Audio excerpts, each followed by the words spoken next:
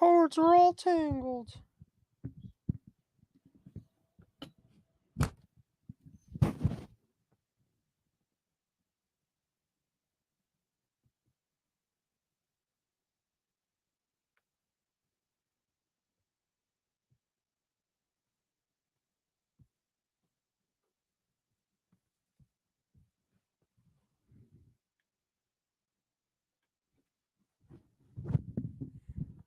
And we are live. What is up, everybody? Welcome back to the Run Your Mouth podcast. Sorry, I was a couple of days off. I needed to regain my strength after fighting with these airlines. It's unbelievable the shit they're pulling. We're going to get into that in a second.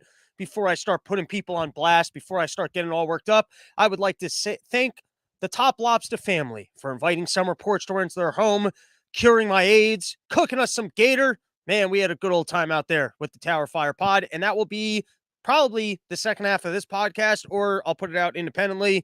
It was a ton of fun. Show up for the live shows because I'm not great at setting up sound equipment when there's an audience there screaming, "Are you going to start the show already? Oh, I'm not going to wait for the show anymore. I brought my lawn chair.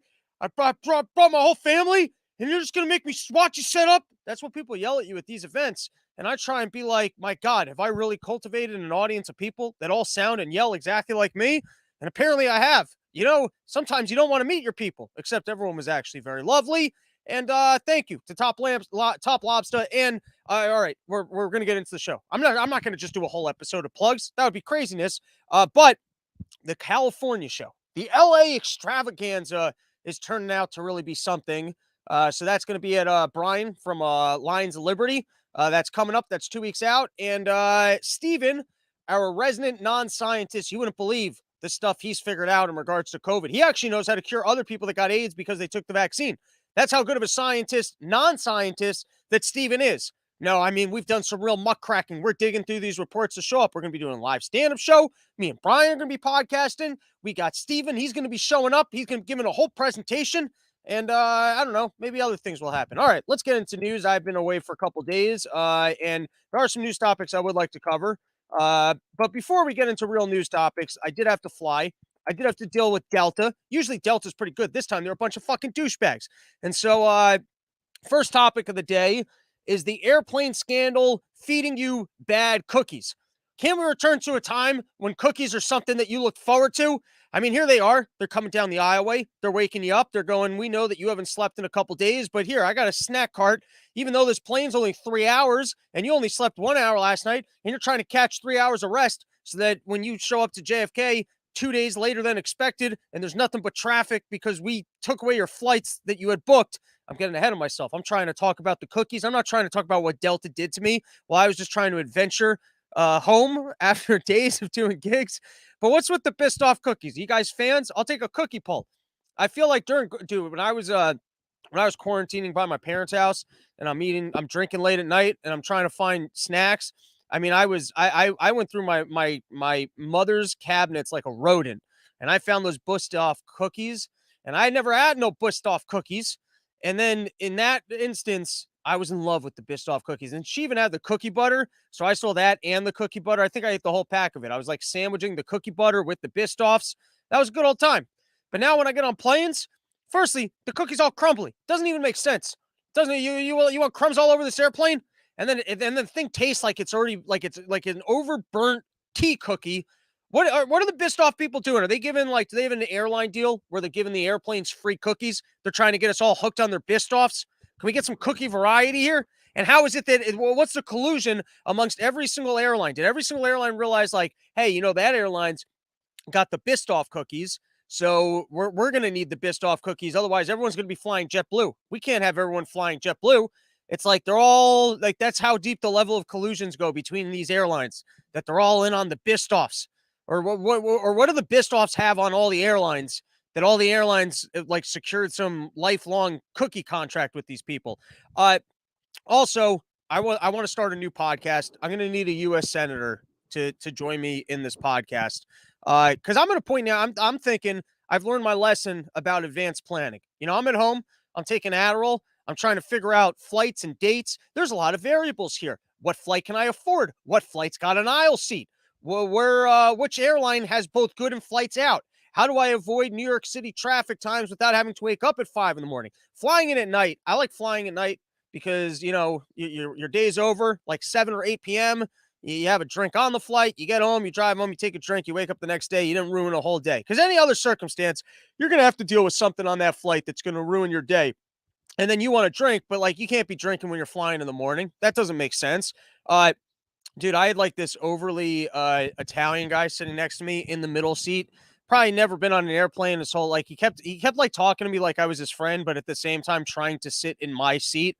I mean, the aggressiveness of the way that this guy took over the armrest, and then he would get testy with his leg. He was like putting his leg into my area where I was like, all right, I guess we're cuddling now. I guess you and I were sitting there leg to leg. I'll do gay chicken with you. You're not taking over the space. It was almost World War III between me and some Guinea on a plane. Are you allowed to use that word? I don't know. So, anyways, but then he would turn to me like we're friends, like, hey, they ain't give out no fucking soda on these planes no more. These fucking Delta guys go all cheap. You ain't got no, they ain't giving you no sodas.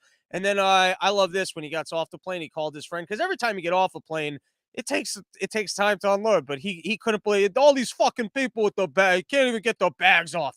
I don't know that he's quite. He pretty much sounded like that. That guy sucked. But then I was like, oh my God, I found someone that's worse on an airplane to sit next to than me because I've said before, I'm a fidgety flyer. I'm taking out my headphones, I'm putting my headphones back in. I think my bag makes sense over there, then I think it makes sense over here.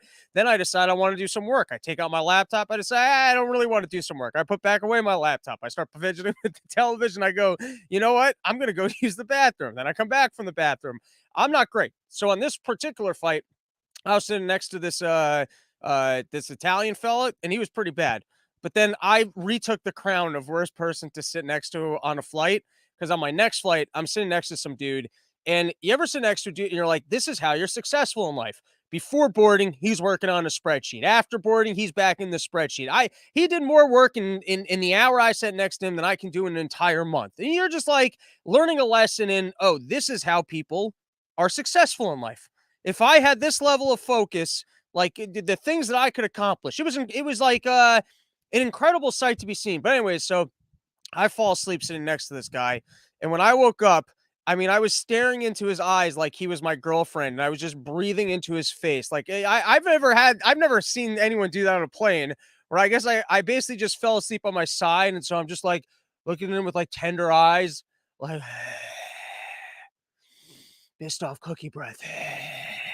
I can't believe the guy didn't wake me up. I can't believe the guy just let me breathe into his face while he worked on his spreadsheets. Maybe he was into it. Maybe that guy liked my breath. He was hoping that I would wake up and just start making out with him or something. Anyways, here's the show that I want to start.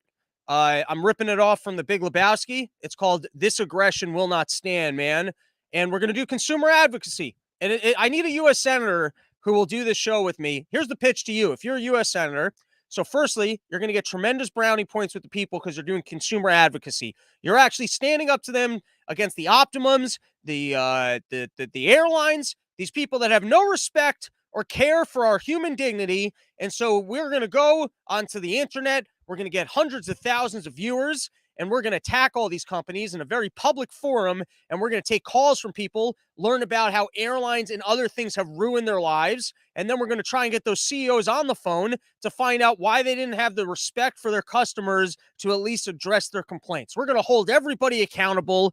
And then here's what's great about it. So you're going to look really, really good because you're actually doing consumer advocacy in a very public format. And you're going to be holding these evil corporations accountable. That's going to make you really look good when you're campaigning and stuff. And then I'll produce the show, right? I'll actually, plan it out, get all the callers, get all the sponsor dollars. And now I'm going to keep all the sponsor dollars for now. But then when you retire from the Senate, you're not going to have to be in bed with big banks, with big pharmas. You're actually going to be able to be totally even Stevens freedoms because you're going to see all the money that I'm making off of your name and your labor. And then when you retire, well, then it'll all be your money. Not that you're going to get the money back. I can't hold that for you. That would be illegal. But then you already got your job lined up when you leave office. How's that for a pitch? You'll probably stay in office for longer. You can do good work. And then you got a job for when you leave office so that you don't have to, take all the money from the evil corporations that will convince people to take pharmaceutical products that don't work for them or to go fight wars that aren't in our interest. Wouldn't that be nice? You can have your freedom back to actually just, I don't know, legislate or do whatever senators are supposed to be doing. So here's what Delta did to me. This is unbelievable. I had a flight Sunday night. They just cancel it. They just go, hey, we're not going to do that flight anymore. They don't give you any reasons. The weather's nice. I'm looking at the weather. There's no weather problems. At least make up a good lie. Tell me there's some dragon flying around in the space and it's attacking airplanes, so it's not safe to fly. Don't tell me that you fired so many pilots, that there's so many vaccine injuries from pilots that all of a sudden, you can't just have the planes that you're supposed to be having. Now they're flying super jets. They basically got those military super jets where instead of you taking, your small flight, they just put all these flights online. They realize they don't have any pilots to fly it. So then they just cancel all the flights. They shuttle you into Atlanta and they put you on some super jet. And then you get home a full 2 days later. Do they pay you for all the extra meals you're in on the road? Your extra night in hotels? But here's my thought. I'm just like, I don't think I'm going to plan anymore. Because I'm over here, I'm not a good planner anyways. I prefer doing things last minute. And the only reason you become an adult and you stop doing last minutes is because sometimes you end up in a situation where there is no hotel or you can't find a flight or your flights are too expensive.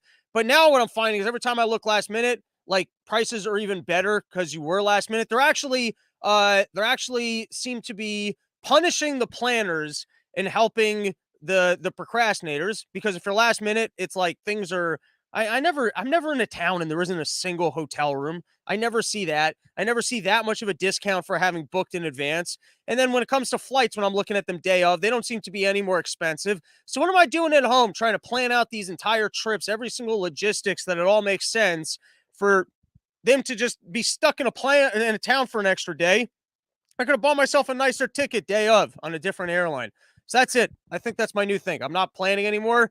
And so, buy tickets to my gigs at your own risk, because there will be I'll fly into the town sooner, but be stuck there for longer. So why would I talk negative about the gigs that I'm promoting? Show up for California. And then also Connecticut. BK Chris is headlining on my show, my show, on my friend's show.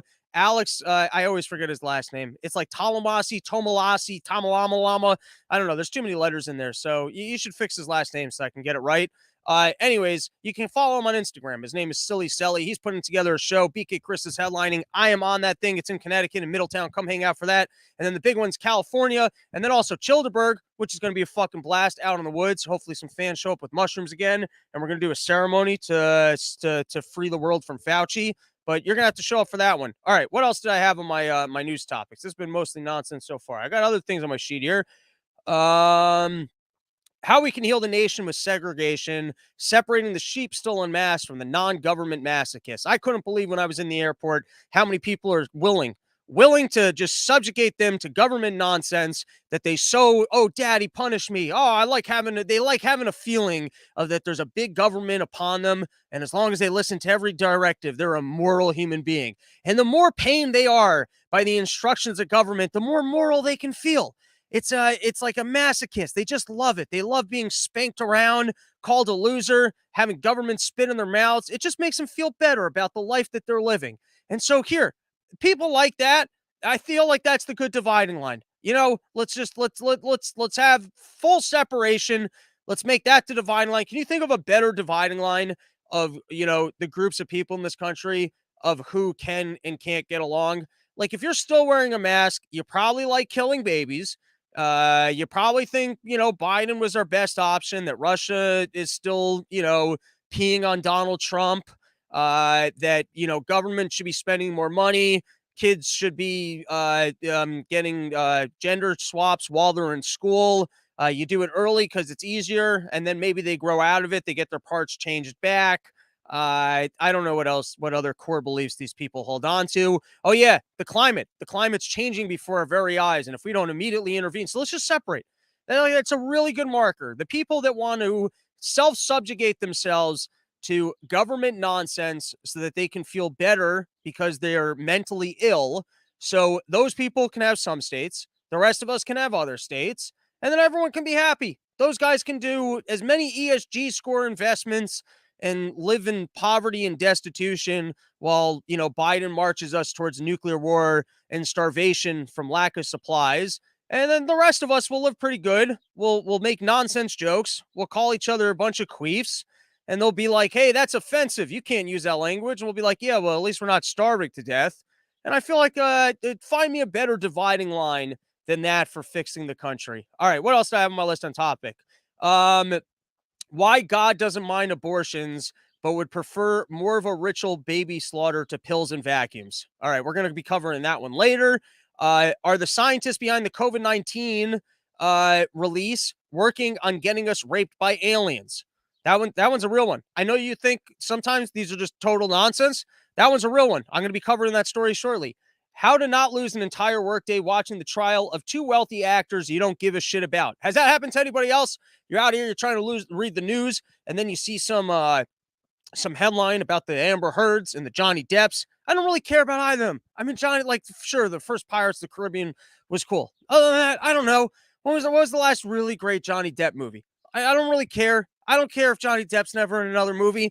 I don't care if Amber Heard. I didn't know who Amber Heard was. I don't care about some Amber Heards. I don't care about these people's personal life. And yet, for some reason, I'm watching all of this stuff like it's the most interesting thing in the entire world. I mean, talk about just like you're out here trying to read the news. You see some Amber Heard headline, and then you click on it, and then they give you some sensational, the moment that Johnny Depp got the other lawyer to cry mercy, and then they gave up the entire case and handed him the briefcase of cash. And then you watch a half hour of Johnny Depp with his slow fucking fake British voice. Someone else made that joke. I'm stealing the fact that he's got the fake British voice from somebody else who already made that comment. But anyways, he's sitting there and he's stuttering, he's muttering, and you almost don't want to root for him, but then you see Amber Heard and you're like, I'm pretty sure that this lady's lying. And then all of a sudden, you're invested in this storyline and you're doing 7 hours of watching things. And you're like, oh, you know what? I'm going to become a body language expert too. And you're watching these body language things. So you know how you avoid it? Our experts later in the show, because we've got our ADD expert panel, and they're going to come through with the advice for how you can avoid such things. What else I got on my list of topics for today? Will Trump bankrupt his own media empire and admit that he's a loser that can't do anything cool just so that he can tweet again? This is kind of the golden trap. If Donald Trump wants to run for president again, which I believe he does, there's no way he can do it without Twitter. He's going to need Twitter. But he also left office and created this media empire called Truth Social, which even he doesn't use it. It's like a you can't handle the truth type operation. He's bored with it. It's not as exciting as Twitter was. He doesn't get the responses or the coverage from the media. Firstly, all right, I'm calling it. Trump's first tweet back, it would be the best if he just tweeted, Nancy Pelosi's a slut, okay? He's not going to do that. He's going to go, he should make his title, instead of Donald Trump, it should just be the real president. And then his first tweet, I totally won, okay? And if they let me win, we wouldn't have all the high prices. I like low prices. If you put me in, prices would be so low right now. Okay, you could be throwing a party every weekend. We're talking like Walmart's doing a sale though. Okay, I'm talking about prices so low that you could probably afford a second wife. Okay, you could afford that divorce. You could like get away from that woman that you hate. I don't know where I'm going with that one. All right, what other topics are we getting into today? Are Democrats looking at student loan forgiveness as a new way to enslave student loan borrowers? It's a fun one that basically every single conversation I hear about these student loan debts is, hey, we got to let these kids off because they don't want to go buy homes. And we got no other way to bail out the baby boomers and stimulate the economy. We frightened kids from further indebting and enslaving themselves into this system. And so clearly we're going to have to bail them out from that debt. So then they get back into the casino and they go, oh, look, I can just take on as much debt as I want. And then they'll become even more indebted and even more enslaved to the system. Because the problem is these kids are just not paying off their student debt. They're removing themselves. They're just going, fuck you. I don't care that I owe no money. I just won't live a life. I just won't get married. I just won't have kids. And the government's like, we can't have people just opting out of the system like this. We can't have people just going, I'm going to live at home and do drugs. We need people that are going to go out there, work hard, make us tax dollars, and then be enslaved to the system so that they have to work for their entire lives and realize that none of it even made them happy. They had no investment in an afterlife, and then they die. That's what we needed. And so we can't have people who are waking up to the fact that we didn't do them any favors by putting them into debt. Their education didn't do them any good. So we got to get some more free money into the system so that these guys go back there, they start consuming again. We prop up home prices, and then the baby boomers can die with having, siphoned all of the wealth of the universe out with them. And, just hopefully you had a grandfather who had some money. and that they don't distribute old wealth, so that when the breadlines return, you might be able to at least get a fast pass on it. All right. And then lastly, can President Biden taste our feelings? Did he accidentally admit to being a demon creature who is fueled by consuming human misery? And so he purposely makes everyone more stressed out so that he can have more intense flavors while eating our emotions. And now we can actually start the show. That was just the intro to the show.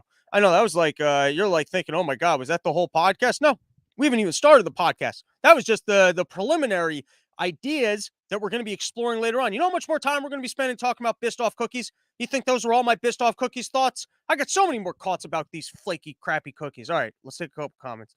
Kelly Kalisa, the level of collusion with these airlines, corps, and politicians goes far deeper than just Biscoff cookies, unfortunately. Fair enough.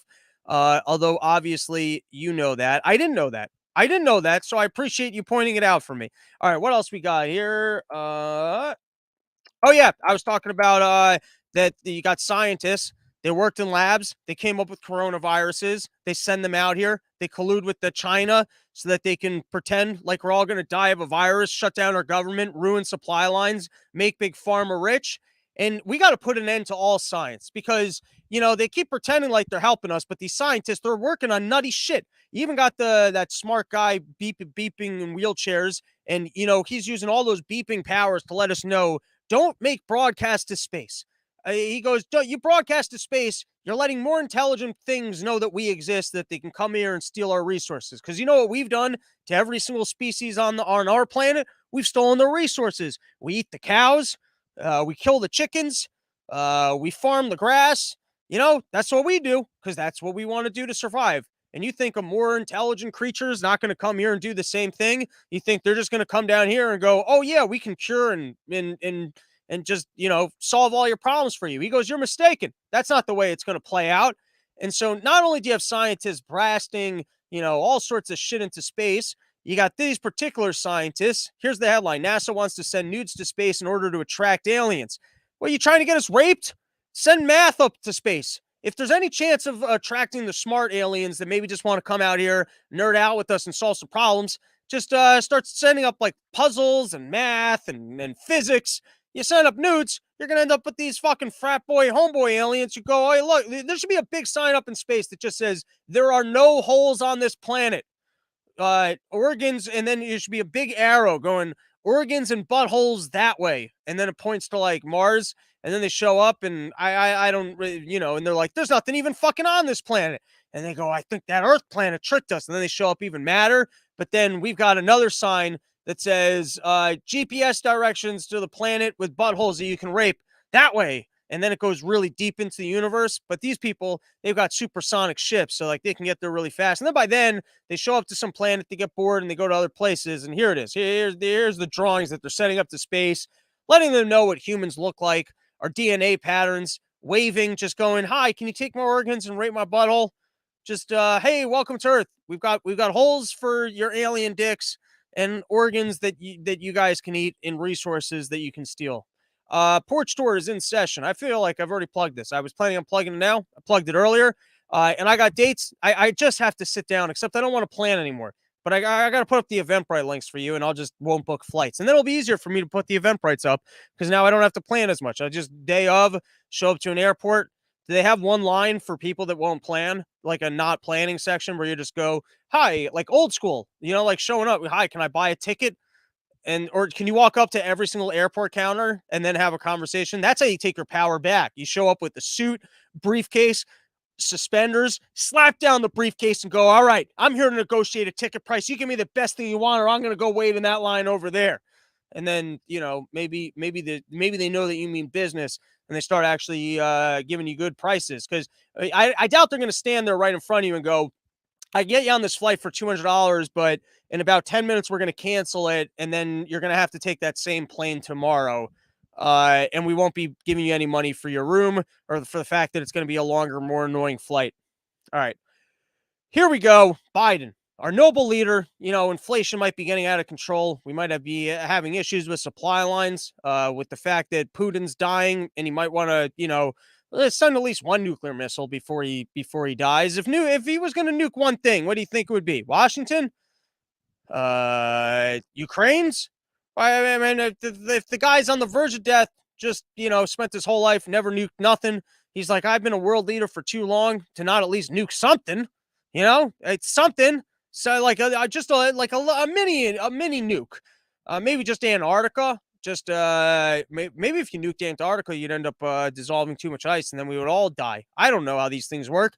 How do even villains make their declarations in Dr. Evil-like fashions? Anyways, let's listen to Biden, because at least we've got a leader, and leaders, they can handle things like inflation. So let's see what he's got planned for us.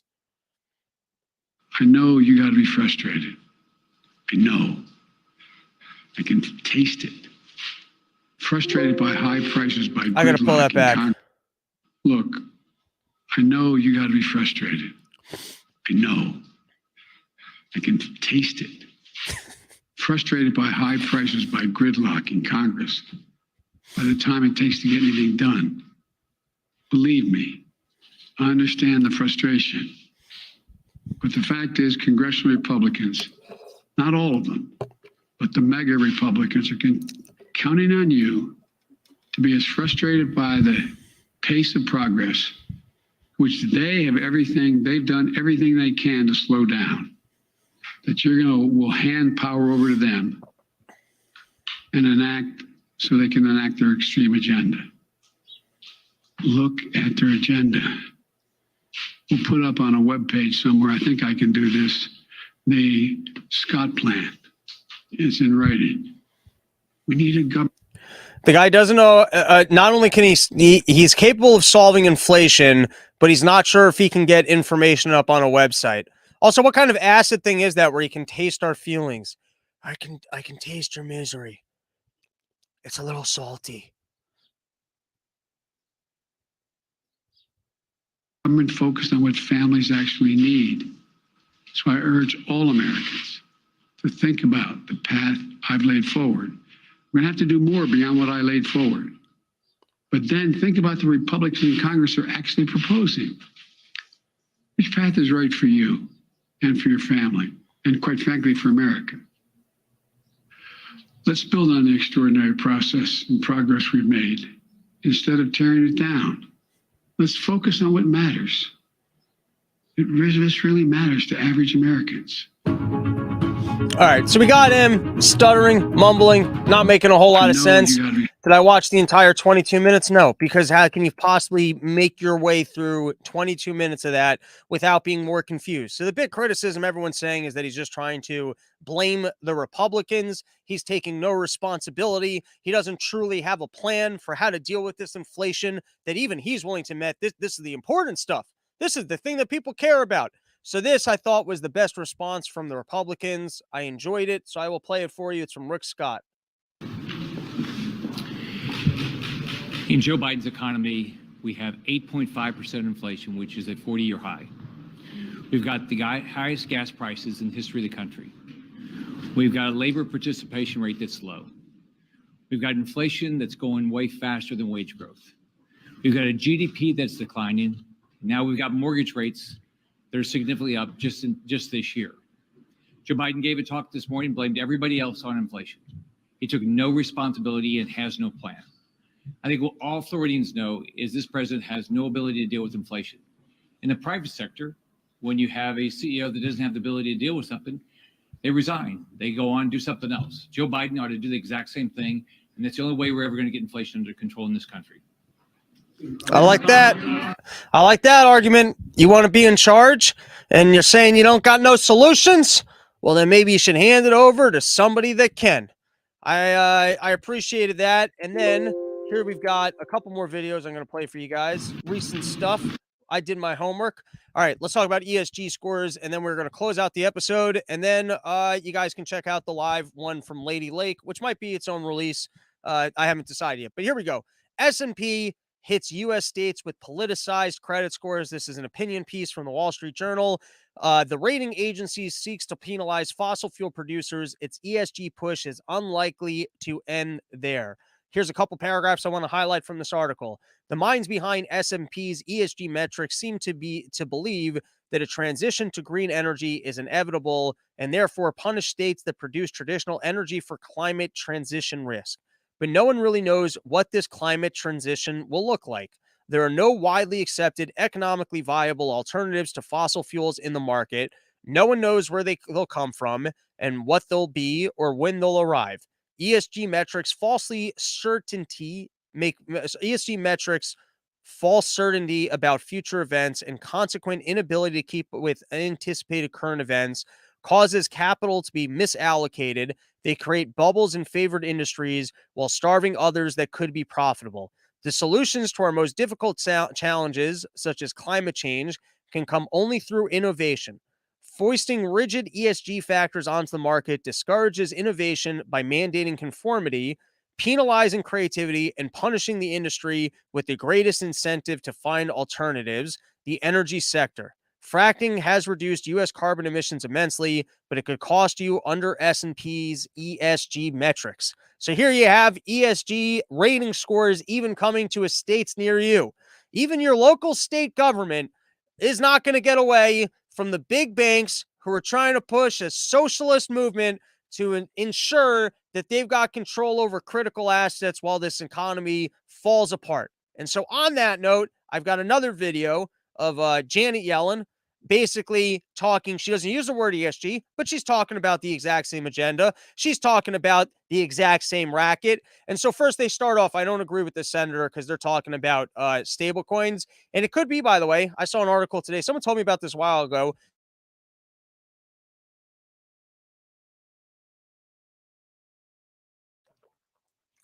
Don't fail me now, internet. It could be these stable coins are going to unwind my entire Bitcoin investment. Bitcoin not looking great right now. Here's the issue with Bitcoin. All of us would like to go, all right, this is the inflation protection. This is the safe asset, the real currency. And so as everything else goes to shit, everyone realizes that Bitcoin's better. And so I'm going to be able to make more money. And I agree with that. I love the idea. I have most of or a large amount of my savings in Bitcoin, which is not because I put all my money in there, but also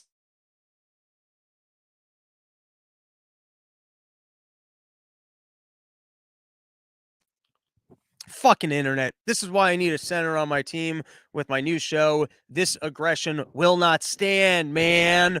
Okay, what was I trying to talk about? I was trying to talk about, I know we were in the framework of ESG, but I was saying something specific. I don't remember. Man, my space cadet. All right, let's watch this video. Oh yeah, I was trying to talk about Bitcoins. Yeah, so it seems like you got a lot of people who are just like investing wildly because everything's going up. They got house money, so they don't mind risky assets, and maybe that's just mainstream media spin where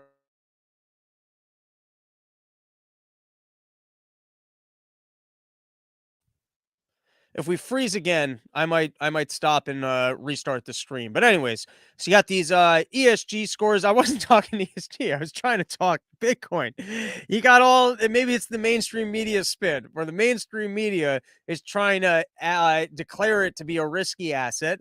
But it does seem that as people are starting to pull back their investments a little bit, or they see opportunities for yield, they're pulling out of Bitcoin. So it's coming down. You know, people all of a sudden they got to start making accommodations for the fact that their stocks are coming down. I'm really kind of talking out of my ass because this was the real point that I wanted to make that someone had warned me about a while ago and I ignored it. But that you've got all these phony cryptos, you got these phony stable coins, and they've leveraged up some of their Bitcoins with it's all a fucking thing. And so as some of these weaker players start folding because they're a big old scam, it will affect, at least in the short term, BTC. And I was seeing an article today with one of these stable coins. Anyways, this is a fucking tangent of things. I spoke about a lot of things that I know a lot about. That I don't know that much about. So let's go back to this other thing that I know more about, which is that government wants to regulate stable coins. You know why? Because you're not supposed to be able to just open up a bank. Think about it. Stable coin is someone telling you that you put your dollar in and it's going to remain a US dollar no matter what. So obviously there's a digital transfer there, but you're essentially creating a credit. You're creating, you're making a deposit. And so that's it's essentially functioning like a digital bank. And so if all of a sudden you got a digital bank here, well, that sounds like competition for the banking industry. And now obviously you as a consumer, you should be allowed to make the choice of, hey, I prefer the risk of my stable coin on the internet for whatever reason you prefer to have the stable coin. Maybe they're paying you some interest to compensate you for the risk that it's not federally backed, or maybe it's that there are transactions that you're able to do with this stable coin, like you're more easily to buy NFTs you don't need or do online gambling. There could be all sorts of stupid shit that you want to do with this, but God bless, man. It's fucking free. It's supposed to be a free country. If you prefer to have your money in a stable coin versus a U.S. bank, and you end up getting shafted by the stable coin, no one told you a stable coin was a good idea. No one told you it was necessary. You knew your risk. You decided to do it. The last thing we need is the United States government getting involved and going, we can't have this threatening the integrity of our financial system. You know what that is? That's just talk of fucking big banks going, we don't want no competition. We want everybody working together, buying Biscoff cookies, living in a world where if anyone fucks up, the Fed's going to bail us out. And so here, I mean, that was the talk about the stable coins, which is less interesting than I want to play what Janet Yellen has to say about global warming and essentially ESG. Let's give it a listen. To work with me and my colleagues who are interested in getting something done. Do you think we could shoot for a goal of getting legislation done this year? I think it would be highly appropriate. The outstanding stock of stable coins is growing at a very rapid rate, and we really need a consistent federal framework. I really look forward to working with you and members of Congress to devise legislation that would accomplish that. Great, thank you. Let me move on to the FSOC's focus on climate change. You spoke at some length about climate change during your opening remarks, and I've observed that I think 7 of the recent 10 meetings have been about climate change. So do you subscribe to what I think is the administration's general paradigm for this, that the risk to the financial system comes in 2 categories: one, physical risk associated with severe weather events, and the other, transition risk that's associated with an evolution away from fossil fuels? Do you subscribe to that paradigm, or do you think there's another category of risks? I would agree with you that those are the main risks. Okay, so can you name a single financial institution in America that has failed as a result of a severe weather event in the last 50 years?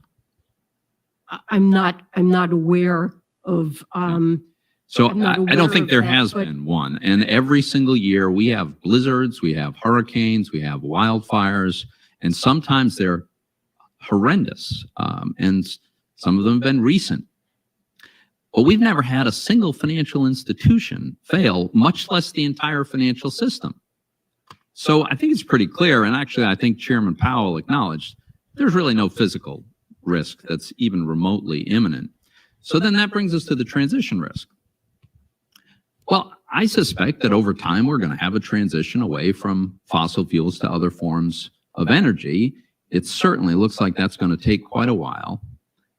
I don't see how that's much different from the fact that consumer preferences change in all kinds of products and services. So I guess I would urge you to consider that risks like cybersecurity, I mean, I would think you would acknowledge cybersecurity poses a much more imminent risk to financial institutions and our financial system than either physical risk from severe weather or climate change in general, right? Well, I think both create risks. But I said more imminent. Is cybersecurity a more imminent risk? Cybersecurity is certainly an imminent risk. It's one that the council is very focused on. The Treasury Department has special responsibilities. I understand. But all right, so just to pause for 1 second, you noticing that she won't say more imminent? The reason being that they're trying to prioritize that if we don't solve the global warming thing, the financial systems are going to collapse. And he's trying to say, well, if we're going to focus, if we're actually going to put work into shoring up the financial systems, aren't there bigger risk factors than that? But since she's so married to having to push global warming, which we'll see in a second how that ties into the ESG score stuff, she can't admit it. She's unable to say that it's more. Let's continue. More of a threat, just to be clear. you're choosing not to acknowledge that cybersecurity is a more imminent risk than climate risk. And I think that's kind of surprising because it's so obvious to most people. Cybersecurity is a real-time, continuous risk to every single financial institution in America. There's constant bombardments of attacks, and if one major one gets through, it could be devastating. Climate change does not pose that kind of imminent risk. I think climate change is an existential threat to our globe and to our future. You can see that countries, it is a long-term risk, but it is becoming notably more severe. And you can see a growing number of countries. All right, let's just pause there for 1 second. I mean, go watch the end of year misinformation spectacular. You can learn where I cover global warming. I don't want to go too into global warming. I mostly just don't agree with this. The worst thing that could possibly happen for global warming is for government to get involved and shut down the economy. You know what's the scarier of the two things? It's government getting involved and shutting down the economy. Now, am I saying that there's no degree of global warming? I'm not making that claim. It's more nuanced on that. I just don't think that the planet's going to end because of our carbon usage. And I think our carbon usage actually will solve the problem. What do you mean that burning the carbon is going to solve the problem? I mean that if we continue to grow, then new technology will be discovered that will solve the problem. If it's actually an issue, we will make a migration away from it. There are market solutions to the problem. The biggest threat to humanity is government stepping in, shutting down economies, starving poor people, and essentially just grabbing control over critical industries in ways that are anti-growth. Go read the book Why Nations Fail. It's a great book that essentially explains that the economies, basically the governments that have done well, have been open structures that allowed for innovation and new technology. And the ones that fail are when new technologies come around. But, people that, like, for example, one of the examples in the book is like it stuttered. They talked about people that stuttered, people that can't recall examples. No, I'm thinking like shirt weavers and like the spinning wheel.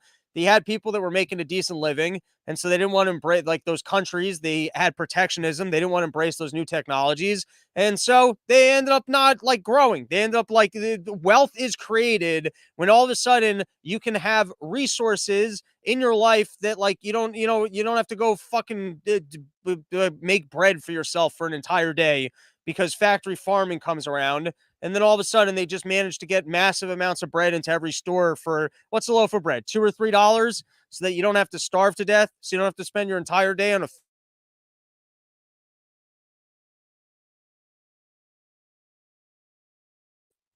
figuring out how to farm. You know what I mean? Like, imagine if farmers, when John Deere came around with their big old tractor, and then the people that used to have the bulls that pulled and I guess did whatever they did with their fields said, nope, we can't have this new technology. I'm telling you, this whole ESG score thing is that. It's companies, which includes the financial sector, probably not wanting to, or big banks not wanting to compete with crypto. It includes, all of your green energy companies that don't want to, or whoever wants to keep nuclear out of the market. That's all it is. It's just people that want make sure that they can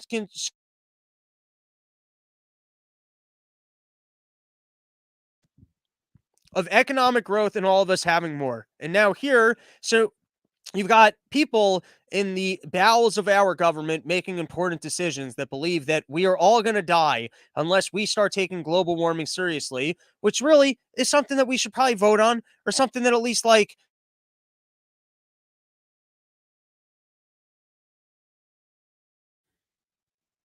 sorry, the internet. I'm flowing over here.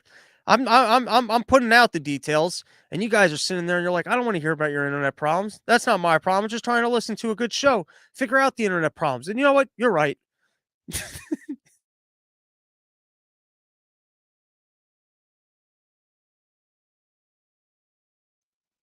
Let's listen to a little bit more of this. Take significant steps to address this risk. Financial institutions themselves have voluntarily decided that they need to align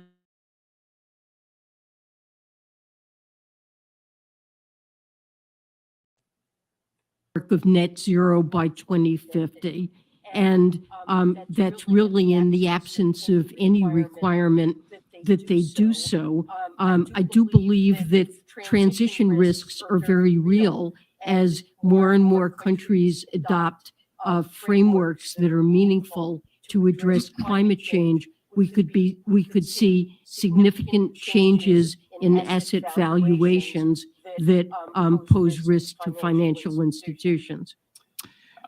Yeah, there was no requirement, but there was collusion and basically a backing from certain individuals in the United States government going, hey, listen, we're all going to get on the same page here. People are never going to vote on this stuff. We have to figure out a way to make these investments profitable. And so, you know, in the past, you guys mostly bailed us out.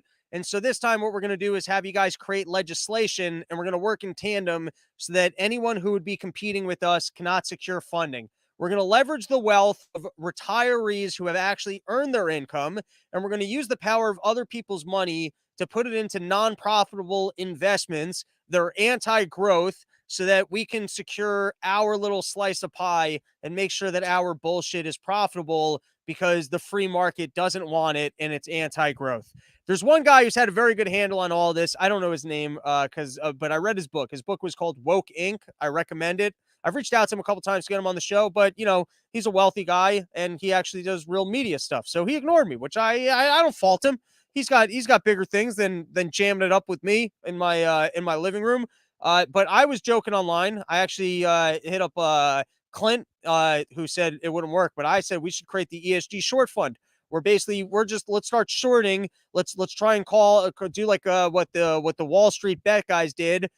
Which, by the way, you know, they took down. Dude, there's a guy going to jail right now. I think it was the Arcadios hedge fund. But that guy who was on the other side of that short, the Wall Street bet guys took him down. And then now they looked into the guy, because when you're making money and you're a part of the system, everybody likes you. When you're losing money and all the big banks that gave you a ton of money, then the system comes after you, and all of a sudden he's in trouble for insider trading. And so it turns out that guy's profits were criminal the entire time.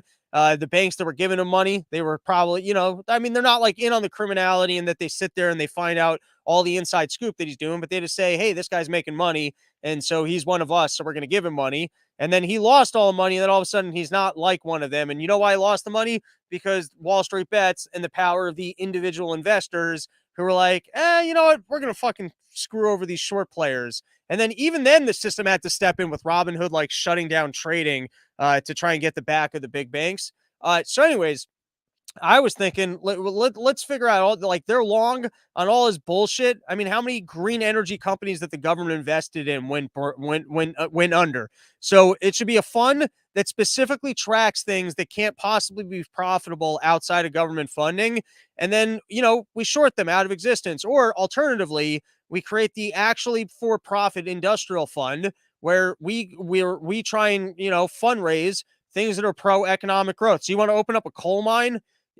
Basically, if you can get up there and just prove that you're a pure capitalist, you can.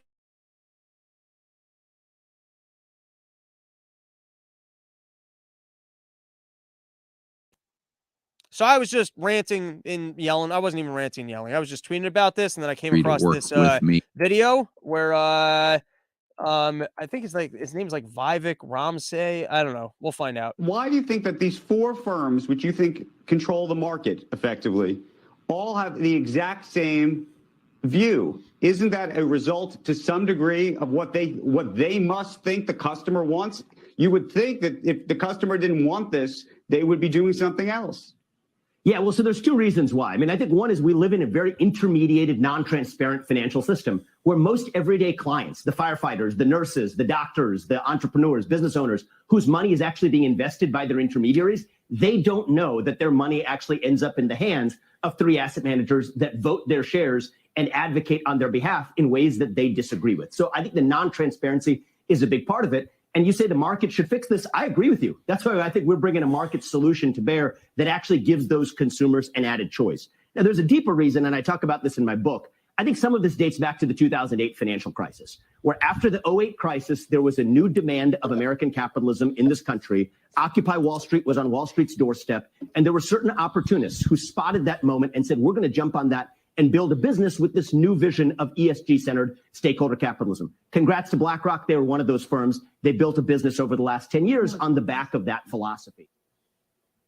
There you go. All right. And so he's creating a fund to try and compete with them. And he claims that a lot of the BlackRock's executives and people are looking to jump ship. That is our episode. I'm calling it there.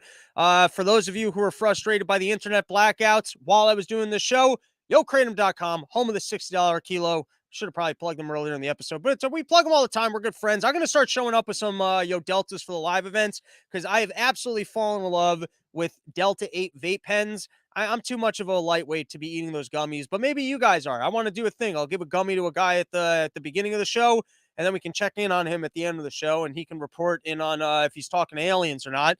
I'm telling you, the gummies, they're too much. Even like, by the way, I actually really like if I'm getting I like eating like a little sliver because it's like a different thing. It creeps up on you. I just don't have time in my life to, I waste too much time to jerking off to also be wasting time to being high. It's just like you got to start kind of picking what you can afford to lose entire days with. Like I already overeat and stare at the floor and go, oh, I don't want to do this. I can't be high also. I can't, you know what I mean? Because the gummies, you wake up in the morning and like you're still like, shit, I'm high. But like some of you people, you're real stoners out there. That makes a lot of sense for you. For me, I like the Delta 8 vape pens because I just find that they're like it's this if you're over the age of 21. But I find it's like it's like it's an uplifting type thing. It's not like too high. It's not too fucking like where you're getting all paranoid and shit. But it's nice, it's light, you can drink on it, you can go out, you can have a good old time. And so I'm gonna start showing up with some gummies and shit. I assume you can fly with that. I don't know why you couldn't. And we'll give it out at the events. California, that's the next big one coming up. Childerberg, the weekend afterwards. Go if you're in Texas and you're not showing up to Childerberg. I'm doing a live show with Kyle. There's another comedian on there, and then we're gonna be hanging out all night. And that's that.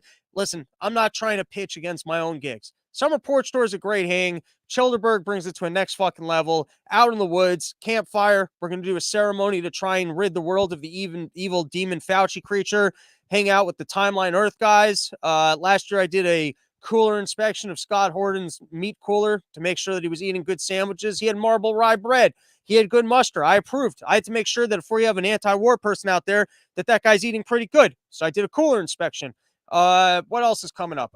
Dude, Denver's coming up. I just got to get that on the books. Atlanta, Nashville coming up. Seattle, like there's dates in the works. It's just a function of like, actually doing it. The chair negotiations. Chair negotiations took me way longer than I had expected.